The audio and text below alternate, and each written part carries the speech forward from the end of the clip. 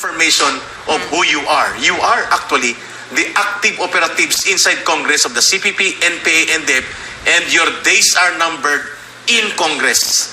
And Hindi na kayo dyan pwede mananatili pa. Kasi diba, they were, during the last Gikan ni PRRD, sinabi niya na, kasi ang Makabayan gusto nilang idemanda si PRRD for threatening daw Franz Castro, no?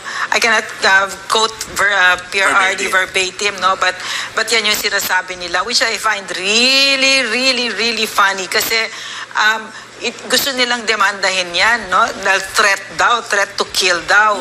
Pero yung NPA, hindi niyo dinidemanda, no? Binibigyan niyo ba sila ng ng condemnation? Dami pinagpapatay ng mga yan. Pero ano bang binibigay ninyo, Franz? Arlene Brosas, pati sila Arlene Brosas at si Raul Manuel, kasama sila dito.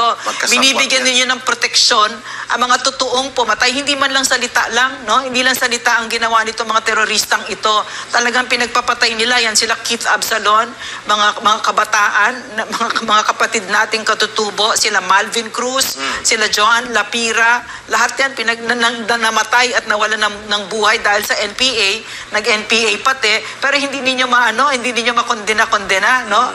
So ito si PRRD salita lang, no? Itong mga totoong NPA, mga totoong terorista, wala kayong ginagawa, 'di ba? In fact, kayo pa nagbibigay ng lakas at suporta diyan. Pero Eric and Franco, mga kababayan, yung ginagawa nilang yan, yun yung pagdemanda, no? Hindi, they're just saying they're just planning to.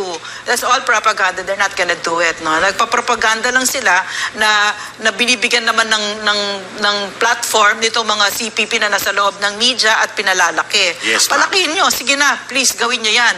Kasi si Rodrigo Duterte ang kinakalaban ninyo. Alam nyo ba kung sino kayo? Kaya galit, samang-sawa na ang tao sa inyo, no? At ang president na yan ay former president na yan ay pinagkakatiwalaan ng taong bayan. No? So it's really about time that we should have all of this. I'm happy that this has come to this, no? Ma'am, ang konteksto nito, mga kababayan, Mother Franco, allow me please. Yes.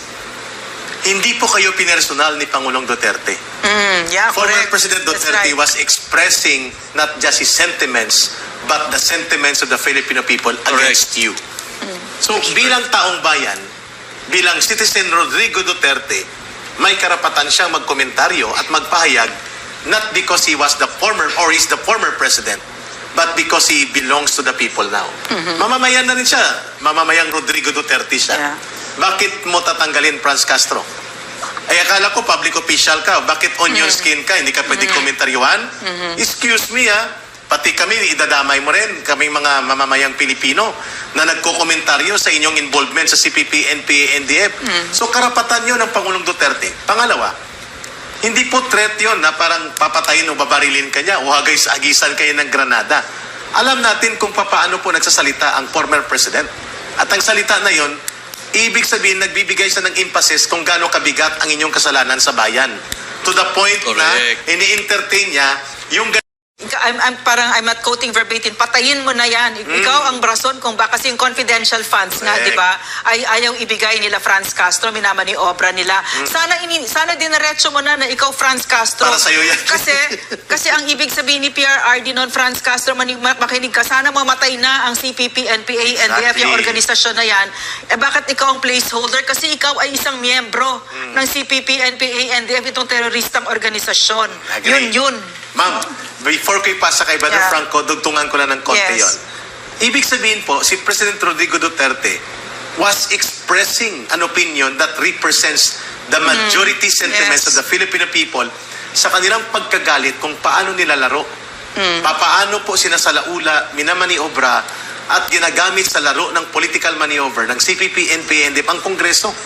At para po maging detrimental doon sa programa sana ni Vice President Sara Duterte, beyond confidential fund or intelligence fund or security fund, programang nakatuon para tapusin at labanan ang recruitment ng kabataan, infiltration ng public school teachers, at ang patuloy na pagsira sa public education sector natin na pinangungunahan ng grupo ni Franz Castro.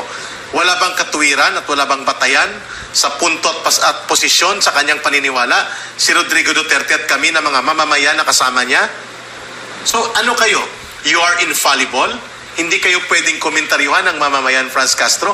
Ay dapat ngang panawagan, magaan pa yung panawagan ni Pangulong Duterte, hindi pa niya sinabi na patalsikin kayo din dapat sa Kongreso.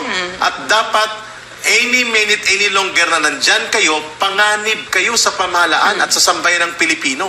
Hindi pa nga umabot doon si Pangulong Duterte na pinanawagan niyang tanggalan kayo ng pondo, imbestigahan kayo ng Anti-Terrorism Council at dapat ikulong na kayo sa matagal na panahon sapagkat ikaw, Franz Castro, Raul Manuel at Arlene Brosas ay mga kasabwat ng CPP, NPA, NDF. If there is anyone now from the people who has knowledge enough to understand kung ano at sino kayo, is the President Rodrigo Duterte. Why? Puno po siya ng intelligence and information support. For the 6 years na nandyan siya bilang presidente, alam niya ang mga impormasyon na ito. And for the last 18 years that he was mayor, he fully understands kung ano kayo, Franz Castro. Hindi na kayo magmarunong at magmalinis kasi bistado kayo. Hindi lang ni Pangulong Duterte, kundi ng sambayan ng Pilipino. Brother Franco, Yeah. Can I just say something, Eric, no?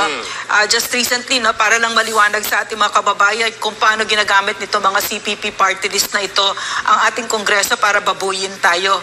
No, just recently, itong si Franz Castro ng ACT teacher, si Arlene Brosas at saka si Raul Manuel ay nag-file ng resolution. Babasahin ko yung title ng resolution nila, ha? Calling for the urgent revocation of the Anti-Terrorism Council resolutions designating as terrorists the Communist Party of the Philippines, the New People's Army, and the National Democratic Front of the Philippines, and individuals linked by the government to the said organizations and the resumption of peace talks. Kuha nyo, ang sinasabi nila, dapat tanggalin na yung terrorist tag, yung designation ng CPP, ng Anti-Terrorism Council sa CPP, NPA, NDF. Galing, ha? Na hindi na natin maibilang kung ilan ang pinagpapatay nitong teroristang organisasyon na ito, na hindi na natin maibilang kung ilan ang mga anak natin ang na-recruit at nagkandamatay na kababata, at hindi na natin maibilang kung ilan itong mga kapatid nating katutubo ang pinagpapatay nitong teroristang organisasyon na ito. Itong mga amuyong nila sa Kongreso, yan sila Franz Castro, Arlene Brosas at Raul Manuel, yan ginamit ang ating Kongreso para tanggalin daw yung pagka-terrorist na designation ng isang teroristang organisasyon na walang idinulot sa Pilipinas, na kahit na konting kabutihan, kung mabagkos, puro kamatayan, puros paninira, nawasak ang bansa natin. Hindi daw terorista yan, ang sabi nitong mga amuyong ng CPP na ito. Diba? Brother Franco, your take Diyan mo on talaga this. masasabi, dapat patayin na yan, yung CPP na yan. Ngayon na mismo, patayin na natin yan. Dapat. Yeah. Brother Franco. Isa rin sa revocation nila, ma'am, yung franchise ng SMNI. May cement resolution sila. Yeah, may revocation din sila. Tsaka nagreklamo pa sa MTRCB. Yes, na pinapasuspend daw ang lamang kasamang bayan. Bakit kaya? Dahil kami lang ang bukod tanging media na nagsisiwalat kung sino ang CPP, NPA, NDF. Ito tayo kasi ka, Eric. Right. Ganito tayo. Malalim tayo magbigay ng pahayag kung sino ang CPP, NPA, NDF. Ito yung wala sa ilan ka, Eric. Tama. Ito yung pinapaliwanag